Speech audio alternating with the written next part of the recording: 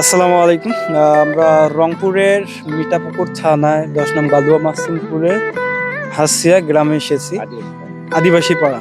তো এখানে আমার পাশে দেখতে পাচ্ছেন আমার শ্রদ্ধেয় প্রিয় আঙ্কেল। উনি কিন্তু মানবতার কাজ অনেকগুলো করেন। তারপরেও এনার সঙ্গে আজকে আমি এই কাজে অংশগ্রহণ করেছি। আলহামদুলিল্লাহ আমার কাছে ভালো লাগে। তো আমার আঙ্কেল কিন্তু অনেকদিন থেকে মানবতার কাজগুলো করে। কিন্তু সেরকম তাকে নিয়ে কোনো ধরনের নিউজ এখন পর্যন্ত করে নাই। এবং কি আমাদের মিঠাপুকুরে এ পর্যন্ত মানবতার যারা কাজ করছে এখন পর্যন্ত দেখা যায় নাই। তিনি একজন। এখন আঙ্কেল আমার একটা প্রশ্ন, আপনার এই যে মানবতার পেজ নিয়ে কত দূরে পাড়ি দিতে পারবেন বা স্বপ্ন ভবিষ্যতের? ভবিষ্যতের স্বপ্ন আলহামদুলিল্লাহ সুন্দর প্রশ্ন করেছেন। ভবিষ্যতের স্বপ্ন আমার জায়গা থেকে আমি এটা দীর্ঘদিন দিয়ে করে আসতেছি ১৬ সাল থেকে, আজকে ২৫ সাল। তা আমি মূলত ভিডিও আকারে তৈরি করতেছি ২৪ সাল থেকে। এর আগে কিন্তু আমার এগুলো ছিল না পেজ।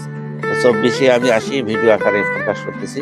তা আমি যতদিন সুস্থ আছি, আমি বাঁচি আছি যতদিন সুস্থ আছি, ইনকাম যতদিন করতে পারবো, আমি যেহেতু এটা নিজের অর্থায়নে করি, আমি কারো সাহায্য সহযোগিতা পাইও না, আমি সেভাবে চাইও না কারণ আমি এভাবে আমার নিজের চেষ্টার থেকেই করি, যতটুকু কামাই করি সেখান থেকে।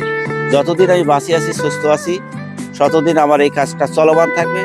গরিব দুঃখী অসহায় পরিবারে স্কুল প্রতি মানে যেখানে যতটুকু দেওয়ার দরকার আমি সেই জায়গা থেকে যতটুকু আমার আয়ের জায়গা থেকে আমি চেষ্টা করে চালিয়ে যাবো। এই কাজটি চলমান থাকবে আমার ভবিষ্যতে এই কাজটি। হ্যাঁ, তো ইনশাল্লাহ যেহেতু আমরা ১০ নং বালুয়া মাসিমপুরে অনেক কন্টেন্ট ক্রিয়েটর আছে, সেইভাবে আমি যেটা বলতে চাই আমাদের কিন্তু অনেক কন্টেন্ট ক্রিয়েটর আছে। তারপরেও ইনশাল্লাহ আমরা অ্যাটেন্ড করব এবং আমাদের টিম হবে। ইনশাল্লাহ আপনারা আমার জন্য দোয়া করবেন এবং আঙ্কেলের জন্য দোয়া করবেন। আর যদি মিঠাপুর আশেপাশে যদি অসহায় পরিবার যদি দেখা যায় তাহলে আমার পেজে নক করবেন। ইনশাল্লাহ আমি একটা কোনো কিছু কাজ করব এবং সেই সঙ্গে আমার প্রিয় শ্রদ্ধেয় আঙ্কেল থাকবে। তো অসংখ্য ধন্যবাদ। ভালো থাকবেন, সুস্থ থাকবেন। আল্লাহ হাফিজ।